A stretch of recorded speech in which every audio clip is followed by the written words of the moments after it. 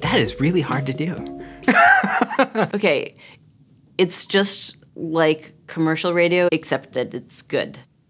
A civil society depends on its stories, and public radio, in my view, is a place to tell those stories. Go really far down on your radio dial and listen to people talking in, stentorian tones, and I think you found it.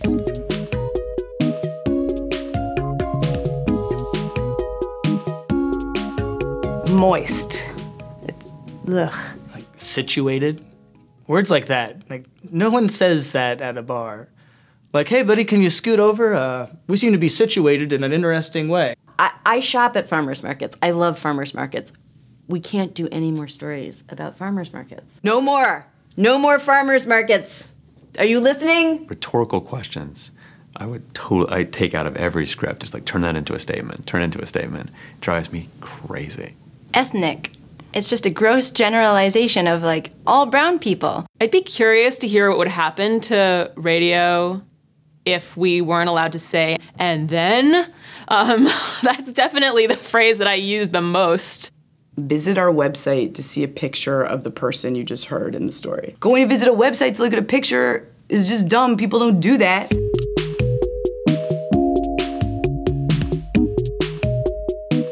Vulnerability. Because when people show vulnerability, they show their humanity, and that humanity speaks to me as a listener or a watcher. Plot, to me, is what really drives it. Like, it has to begin, there has to be some tension, there has to be a question, and then there has to be a satisfying resolution. The secret to drama, I've found, is just the artful reveal of information. And it's not, you don't let them know too soon, you don't let them know too late. It's got to be the exact right moment. Make sure that you're going to tell a secret. Because what people like in their stories is that they want to feel like they're the smartest person at the dinner party. I think a great story always has action. And I mean actual movement in front of the microphone. Something has to happen. But unless something doesn't happen, then it feels like talk radio. It's a bunch of opinions. Pictures, my friends.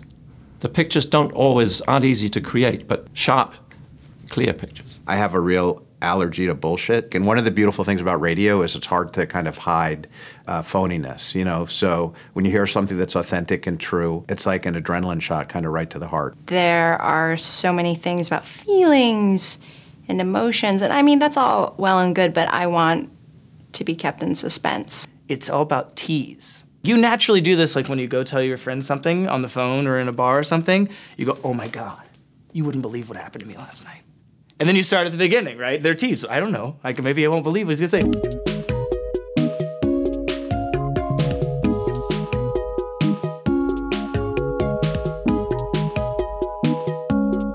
I think of traditional radio as like a buddy, and a podcast is like a wormhole that you get sucked into. Radio is in your car, and podcasting's in your head. A podcast is a decision.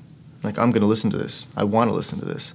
And therefore, the connection you have once you meet other people who are listening to it is immediately greater. You have communal experiences, but they're virtual.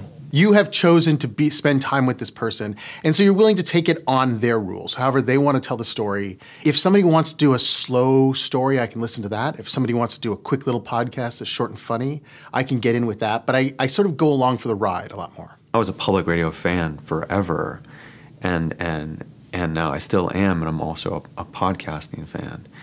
And I always felt close to the public radio people. And when it comes to the podcasting people, I feel like they're actually my best friends sometimes. Like, I really know them. There's something about it that's different. These personalities, these hosts, like, they start to feel friendly in a way that's spooky, good spooky. Well, I cannot figure out how to get the podcast to work on my phone, so I don't have a fucking clue.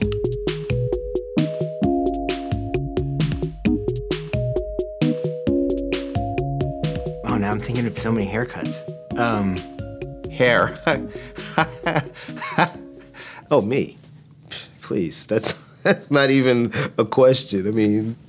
Well, the reason that I'm in public radio is because of my hair. I don't have television hair. I don't even have print hair, really. Like, the hair, like, it's not good. My opinion would be that it's essential to have long hair to make radio. I'm just holding my hair all the time when I'm making radio and when I'm asking hard questions, I need to hold on to it. I might nominate Jad.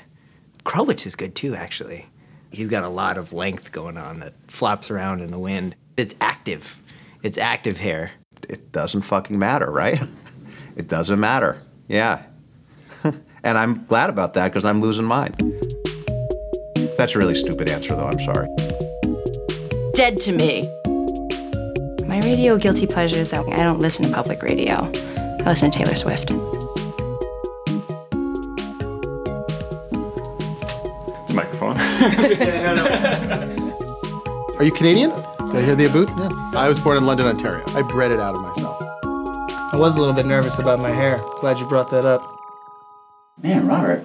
Yeah. I really like what you've done with your hair. It's got movement, but it's also got a certain kind of poetic, frozen beauty to it. That's right, exactly. May I? Oh, please, yeah. The touch is just flat and yet sensible. Thank you. Yeah. I've really been, that's what I've been going for. I mean, I wouldn't really talk about it.